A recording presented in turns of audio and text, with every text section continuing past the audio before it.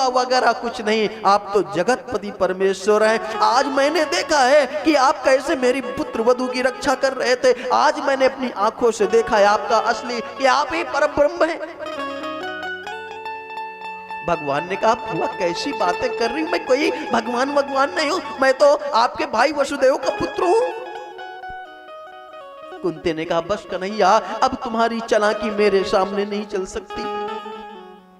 अच्छा, भगवान ने कहा चलो ठीक है, मैं भगवान हूं तो कोई वरदान मांग लो। भगवान ने सोचा मां कुंती ने जन्म से लेकर अभी तक दुख यातनाएं भोगी हैं, तो मैं इनको कुछ दे दूं, क्योंकि अब हमारी लीला पूरी हो गई है, अब मुझे वापस द्वारिका जाना है, तो मैं इनको कुछ दे के जाऊं। भगवान ने कहा ठीक है, अगर मैं भगवान हूं तो मुझसे कोई वरदान मांग लो। मां कुंती ने कहा कन्हैया, अगर आप मुझे वरदान देना चाहते हो, पहले एक बात बताओ, आज तक तुमने मुझे क्या नहीं दिया, क्या कमी रखी तुमने? सब कुछ मुझे दिया है, और मैंने हमेशा देखा है कि आप दुख में ही काम आते हैं। अगर आप देना ही चाहते हैं तो मुझे विपत्ति दे दीजिए, मुझ पर विपत्ति पर विपत्ति, विपत्ति पर विपत्ति आती रहे, क्योंकि अगर विपत्ति हम पे रहेंगी तो आप भी हमेशा साथ रहोगे। जब तक हम पे विपत्ति थी तब तक आप साथ थे, और आज जब हमारे सुख के दिन आए तो आप मुझे छोड़ के वापस जा रहे हो, इसलिए हम पर हमेशा विपत्ति ही आती रहे। ऐसी कृपा करो, देना ही चाहते हो तो मुझे विपत्ति दो। भगवान कृष्ण ने कहा बुआ कैसी बातें करती हो, जीवन पर्यंत आपने दुखी दुख तो देखे, अब आज जब सुख के समय आया है तो आप विपत्ति मांग रही हैं? नहीं, मैं विपत्ति नहीं देख सकता। वस्तुतः सुख और दुख परमात्मा की बनाए हुए हैं, सुख दुख दोनों परमात्मा ही बनाते हैं। जो भी हमारे स्थिति हो ना, वो हमें इस कुंती स्तुति से, कुंती संवाद से सीखना चाहिए कि भगवान का प्रसाद समझकर हमें एक्सेप्ट करना चाहिए, और हमेशा यही बोलना चाहिए सुख भी मुझे प्यारे हैं, दुख भी मुझे प्यारे हैं, सुख भी मुझे प्यारे हैं, दुख भी मुझे प्यारे हैं। छोड़ूं मैं किसे भगवन, दोनों ही तुम्हारे हैं। कि छोड़ूं मैं किसे भगवन, दोनों ही तुम्हारे हैं। सुख भी मुझे प्यारे हैं, दुख भी मुझे प्यारे हैं। छोड़ूं मैं किसे भगवन, दोनों ही तुम्हारे हैं, दोनों ही तुम्हारे हैं।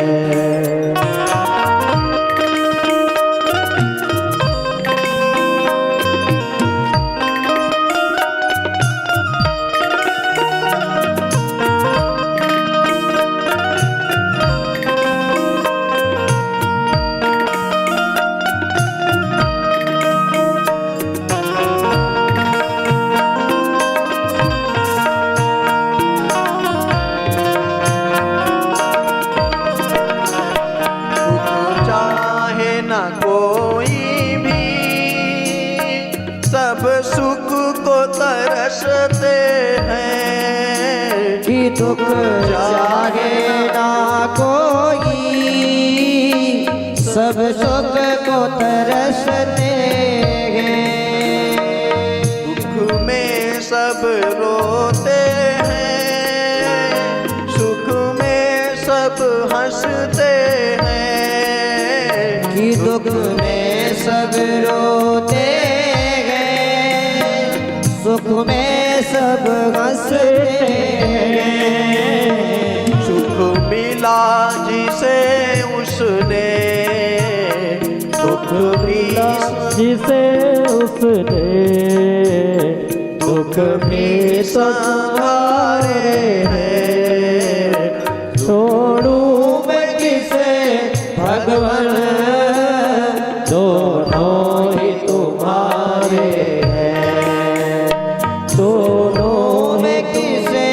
भगवन दोनों की तुम्हारे हैं, दोनों ही तुम्हारे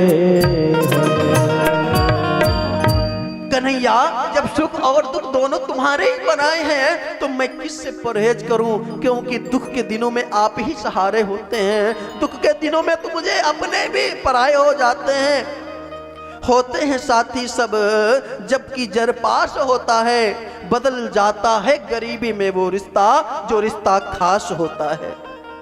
इसलिए कन्हैया दुख में तो आप ही नजर आते हैं। और मैंने देखा है कन्हैया जब मेरी बहू द्रौपदी पर जब विपत्ति पड़ी तो इसने सबसे पहले भीष्म जी को पुकारा, भी भीष्म जी कि आपके रहते हुए मेरे साथ ये कैसा अन्याय। अरे जो व्यक्ति अपने आप को हार चुका हो वो पत्नी को दांव पे लगाने का अधिकारी कैसे, लेकिन वहां पर भीष्म भी नहीं उठे। कन्हैया मैंने देखा है कि धर्मराज युधिष्ठिर भी वहां पे सहायता नहीं कर सके, अर्जुन भी सर को नीचे खड़े हुए थे। कन्हैया जब आपको बुलाया द्रौपदी ने तो कन्हैया आपने देर नहीं करी और आपने मेरी बहू की लाज बचाई कन्हैया। इसलिए मुझे अच्छी तरह पता है कि जब दुख पड़ता है तो आप ही काम आते हैं। एक बार ये भगवान जब कृपा करते हैं ना तो एक कर्ज अपना अदा करते हैं। आपको पता है कि द्रौपदी की लाज भगवान ने क्यों बचाई, क्योंकि द्रौपदी का एक कर्ज था भगवान के ऊपर। पता है आपको ये बात? एक बार क्या हुआ जब प्रभु श्री कृष्ण अपनी नंदा नाम की तलवार को जब साफ कर रहे थे तो उनकी जो ये उंगली है ना ये धार पे आ गई। चाहे ये लीला समझो या फिर उनकी, क्योंकि भगवान बिना लीला के कुछ भी नहीं करते। उनकी जो उंगली कटी थी ना उससे रक्तस्राव होने लगा था।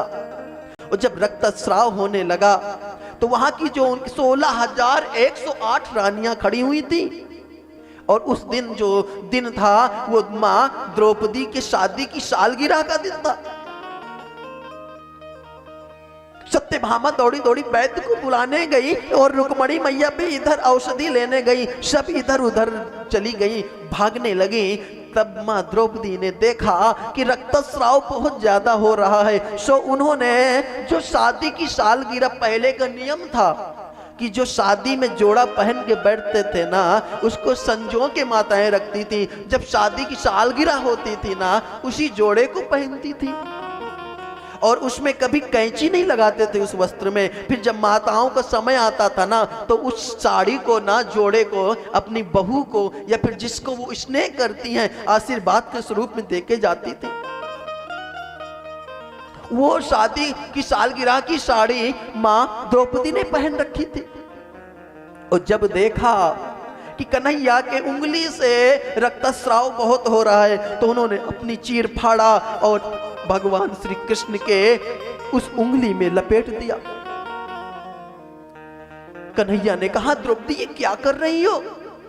अरे तुमने इतना बड़ा अनर्थ कर दिया, शादी की सालगिरह के जोड़े को तुमने फाड़ दिया। द्रौपदी हाथ जोड़ के खड़ी हो गई, बोले भैया मैंने कोई चीर नहीं फाड़ा। प्यारे घनश्याम यदि काम आवे आपके नसों को निकाल दूं ये तो रेशम के धागे हैं। प्यारे घनश्याम यदि काम आवे आपके नसों को निकाल दूं ये रेशम के धागे हैं। धागे फिर भी साधारण भला कौन इनकी फिक्र करे। अब ना दुल्हन के जोड़े न दुल्हा के पाके कन्हैया, अब ना तुम्हें वो दुल्हन रही ना वो दुल्हा रहे। क्यों? क्योंकि जब जगत के पति सामने हैं तो हमें उस संसार के पति की क्या करना। प्यारे घनश्याम यदि काम आवे आपके नसों को निकाल दूं ये रेशम के धागे हैं। धागे फिर भी साधारण भला कौन इनकी फिक्र करे। अब ना दुल्हन के जोड़े न दुल्हा के पागे हैं। और कन्हैया तुमने कहा चीर फाड़ा, मैंने नहीं फाड़ी चीर। रक्त पीर देख धागे होके अधीर स्वयं चीर छोड़ भागे हैं। कन्हैया वो धागे हैं अभागे, वो धागे हैं अभागे जो बढ़े नहीं आगे। भाग उन्हीं के जागे जो तेरी उंगलिन पे लागे। जय हो। भाग उन्हीं के जागे जो तेरी उंगली पे लागे कन्हैया। वो जो चीर थे आपकी उंगलियों में लगे हैं ना, उनके तो भाग जग गए और वो धागे अभागे हैं, वो चीर अभागा है जो आपकी उंगलियों से वंचित रह गया। भगवान कृष्ण ने कहा द्रौपदी आज मेरे लिए तूने अपना चीर फाड़ा है, एक समय आएगा तो मैं तेरे लिए इस चीर का भी अवतार